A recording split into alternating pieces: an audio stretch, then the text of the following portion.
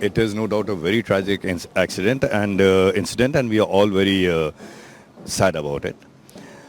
The moment our government got to know that such a tragic incident has happened, the Prime Minister immediately convened a meeting and instructed us to reach to Kuwait immediately and take all possible steps so that the mortal remains can be sent back as soon as possible, because that's the least that we could have done. So we reached Kuwait, and the Honorable Prime Minister had already spoken to the authorities there, to the Foreign Minister there, and to His Highness the Emir there.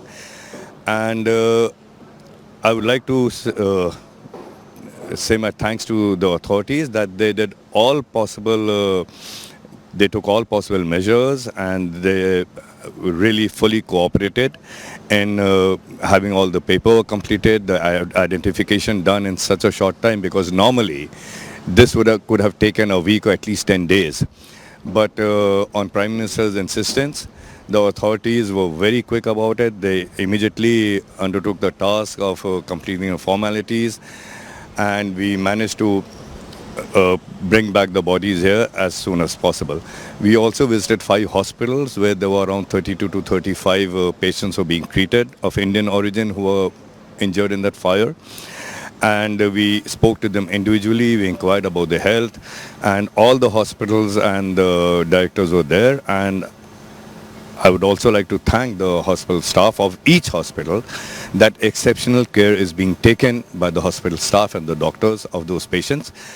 And most of them are likely to be discharged in a couple of days. So how challenging it was, this rescue mission? See, we do not look at it how challenging it was. It had to be done. We took all possible steps, all possible efforts to have it done.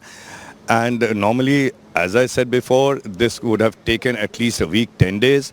But because of the good relationships between our government and the Kuwaiti government, and the sensitive issue that it was, and especially with the Prime Minister's intervention on this part, on his part, the royal family of Kuwait, the officials, the ministers, His Highness of Kuwait, they all took personal interest so that the bodies could be brought back as soon as possible. And in the hospitals, we are told that His Highness has called up the hospital people and the Minister for Health personally, and the Minister of Health has himself done rounds of the hospitals where the people injured are being treated. So in Kuwait, the Kuwait government has taken up the inquiry. Any details about that inquiry? Yes, the Kuwaiti government is taking this incident very seriously, and they're taking all possible steps. They're making inquiries as to how it happened, so that this kind of a tragic incident is never repeated again. And they assured us that they will take all possible steps. They have also assured us that all the paperwork regarding the insurance that is to be paid to the families, the compensation, will be done as immediately as possible. And His Highness has also, from his part, also provided a compensation to the families of the victims who have perished in this tragic incident. So one more thing, only 35 persons dead bodies are just in Trivandrum, in Kochi. So what about the rest people? Some are... No, I'll give you the details. 31 victims are from Kerala and surrounding southern states. Those remains are being offloaded here. The remaining will be offloaded in Delhi, and then from there they'll be transferred to their respective homes. So you discussed the arrangements that happened in Kerala right now? I'm sorry?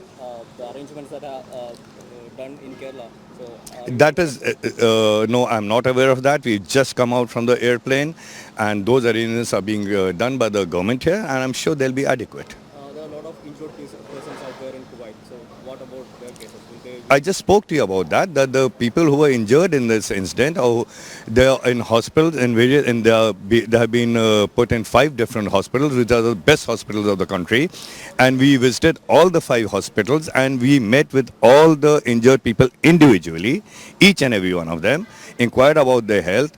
And the doctors and the team and the directors of the hospital were accompanying us to each patient, and individually we inquired about their health, their well-being. We took stock of the injuries, how long will it take them to be discharged. So there were some with fractures who had jumped from the 2nd floor or the 4th floor Obviously, the fractures will take some time to heal. They will be in the hospital for a couple of weeks. But the other people, other persons who had inhaled smoke and had harm and lungs were harmed to some degree, I'm happy to say that they're recovering very rapidly, and most of them are going to be discharged in a couple of days from the Any hospitals. persons very seriously injured in ICU or something? There were 3 people in the ICU, of which 2 are recovering in the proper way, and there's 1 person who the doctors will be keeping in the ICU for some time. There's just 1 person who they are very hopeful of recovery, but it will just take a bit longer.